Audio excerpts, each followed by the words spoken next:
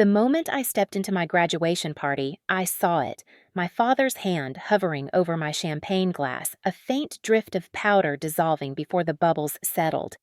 The room clapped for a future they thought they understood, lights glowing warm against a truth no one else seemed to notice. I didn't speak. I didn't flinch. I just stood smiling and carried that glass across the ballroom to my sister, placing it gently into her waiting hand. She drank without hesitation, and as the applause rose again, I realized the real question wasn't what they planned for me, but why they needed it. I learned early what it meant to take up less space in a family that pretended to love symmetry.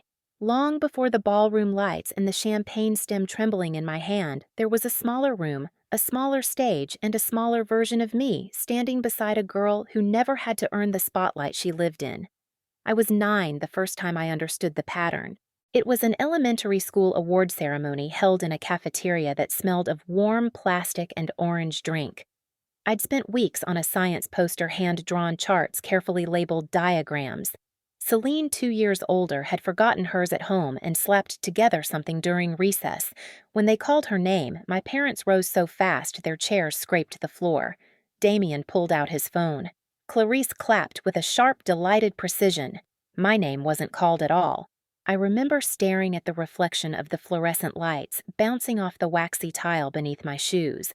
I remember the exact sound my Aunt Helena made when she exhaled beside me, a quiet, measured breath that felt like a warning. After the ceremony, while everyone fussed over Selene, she bent to my height and straightened the collar of my shirt. "Due to," the she whispered, even though she spoke English everywhere else. "Not your silence, just your posture." I didn't understand it then. I do now. Years passed, but the script rarely changed. At 14, I placed first in a citywide math competition. Damien told relatives that Celine had been the one tutoring me. When I tried correcting him, Clarice's hand brushed my shoulder in a way that froze the rest of my sentence. "Don't make this complicated," she murmured, smiling brightly for the guests. At 16, Celine was given a used car for her birthday. I received a planner, the kind with inspirational quotes and blank grids. "A tool for someone who knows how to stay organized?" Clarice said. Damien nodded as if that were praise. I wrote in it for 2 months, then stopped when I realized every page felt like an instruction to become smaller. College didn't change anything. Every scholarship I earned was met with a story about how we worked hard to support both our girls. Every project I finished was retold as something Selene helped guide. I stopped correcting the details. It was like tossing stones into the ocean, the surface barely changed. There was one night in particular I returned to more than I want to admit. A family dinner at a restaurant overlooking the water. I'd just received notice of a research placement, something competitive, something I wanted. I waited for the right moment to share, timing my breath with the rise and fall of conversation. When I finally spoke, Celine interrupted halfway through to announce she'd been invited to a networking brunch. My parents erupted with admiration. My words hung unfinished in the air like steam before dissolving. Rowan, who'd come along that night, noticed. I saw their eyes flick to me, caught between sympathy and caution. They were the first person to ever say, "I saw that." Patterns don't emerge from grand stories. They come from repetition.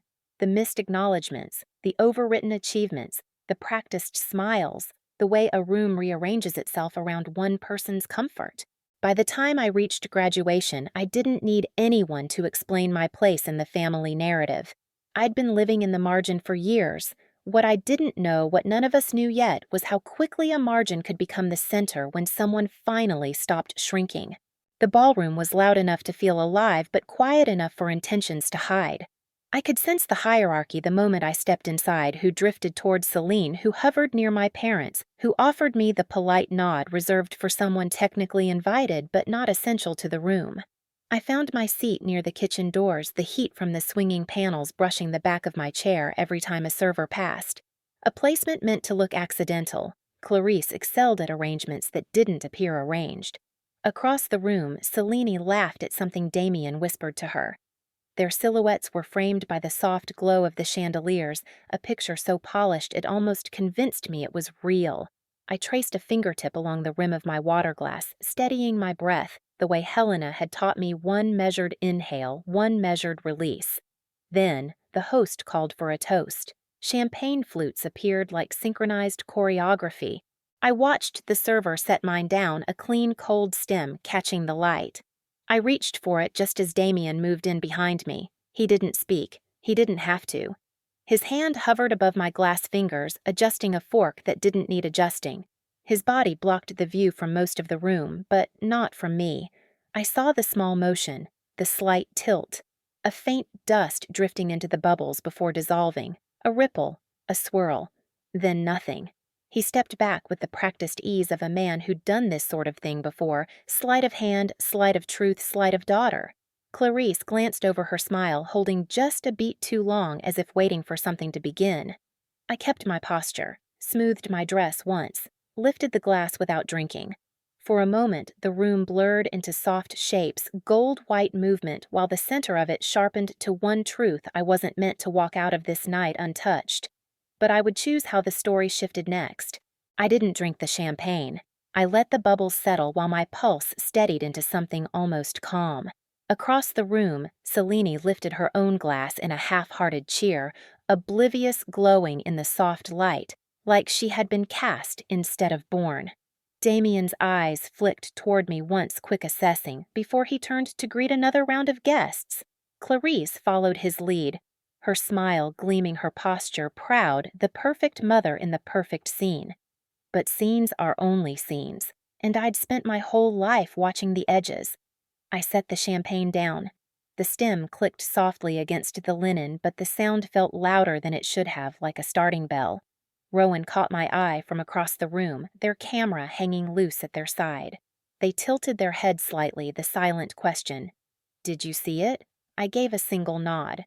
I stood smoothing the front of my dress and made my way toward the hallway behind the reception area. The air shifted as soon as I stepped past the last table, quieter, cooler, stripped of performance. This was the part of events people didn't photograph, the part where truth moved unobserved. In the corridor, I pulled my clutch closer and opened it just enough to see the documents Helena had given me earlier: scholarship confirmations, payment records, financial statements I recognized immediately. She hadn't explained why she carried them. She never explained anything unless necessary. All she said when she slipped them into my hand on the balcony was, "When the moment comes, use these." At the time, I didn't know which moment she meant. Now I did. I moved deeper into the hall, away from the music, until all I could hear was the low hum of the building's ventilation and the muffled laughter bleeding through the walls. I stopped beside a service door. The thin seam of light beneath it told me someone was inside. I waited, listening. Voices. Damien's first quiet, clipped steady. "Just make sure she drinks it. She won't cause a scene if it happens fast." Then Milas, the event coordinator, her tone professional, detached. "The toast gives us a clean moment. Once the room is distracted." A rustle, a soft click, then Clarice's voice low and certain. "It needs to look natural. A faint spell, nothing more. She'll recover. People will assume stress." Stress. The word landed like a cold hand against my spine.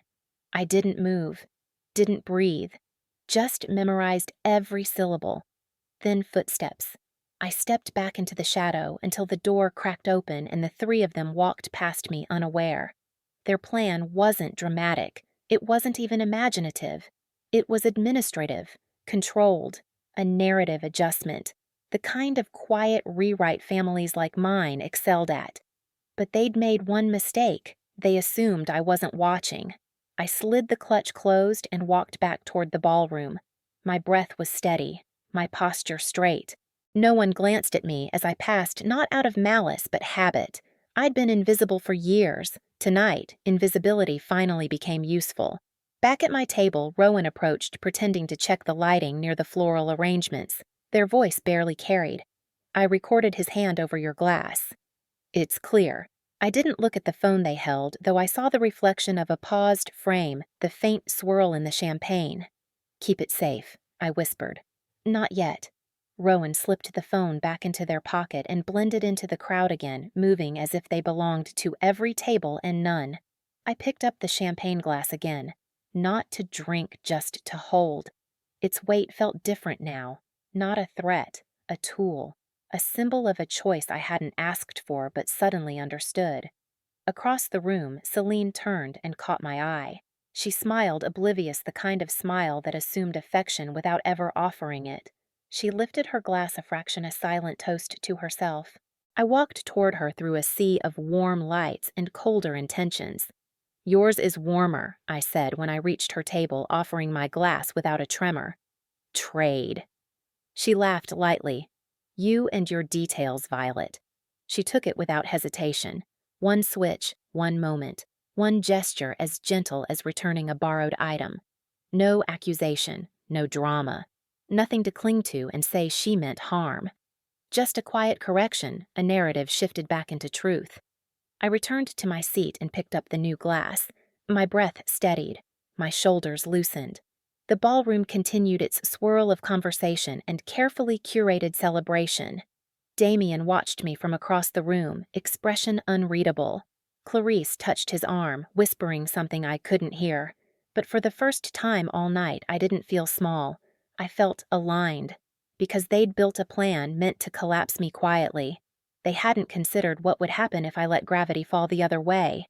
The room shifted the way a tide does quietly at first, then all at once. Milas stepped onto the small stage, her sequined dress catching the chandelier light. She tapped the microphone twice, summoning the next portion of the evening with the kind of confidence only someone following a script can hold. "Everyone," she said, "please raise your glasses for our graduate." Around the ballroom, champagne flutes lifted in a shimmering arc. The room glowed gold. Everyone looked where they were supposed to look. Everyone except Rowan. They stood near the edge of the crowd, hand already slipping into their pocket waiting. I kept my glass low. Not enough to draw notice. Just enough to watch. Across the table, Selene lifted hers, the glass Damien had prepared, and smiled at the guests clustered around her. She didn't sip yet. She liked to wait for the exact moment attention swung her way. Damien's gaze flicked between us. Just once. Quick, nervous. The toast began. To Violet, Malis declared. A brilliant young woman with a bright future ahead of her. A line written with elegance and spoken without sincerity. Celine finally brought the glass to her lips. A small sip. Barely more than a taste. The room applauded, oblivious. Nothing dramatic happened, no stumble, no gasp, just a soft tightening around her eyes, a faint press of her hand to her temple. The harmless mixture Damien intended only caused slight dizziness, enough to embarrass, enough to derail, enough to create a story. She blinked once, twice. The edges of her posture softened. Around her, people murmured gentle concern, then confusion.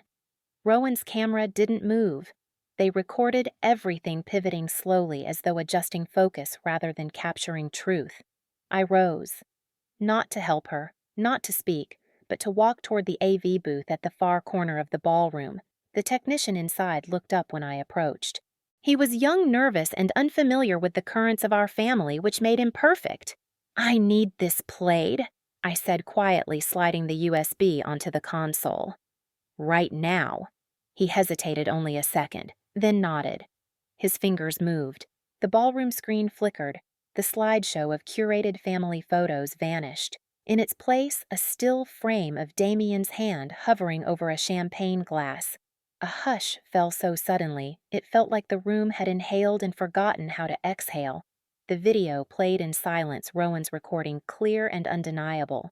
The slight bend of Damien's body blocking the view, the tilt of his wrist, the faint powder dissolving into bubbles. Nothing exaggerated, nothing dramatic, just truth framed in gold light. Then the moment of the glass exchange, me standing smiling, offering it to Celine. A gesture so ordinary it became shocking under the magnified quiet. No narration, no explanation, just image and implication. Celine's eyes widened as she stared at the screen, realizing what she had drunk was not meant to harm her, but meant to humiliate me. The dizziness she felt made sense now.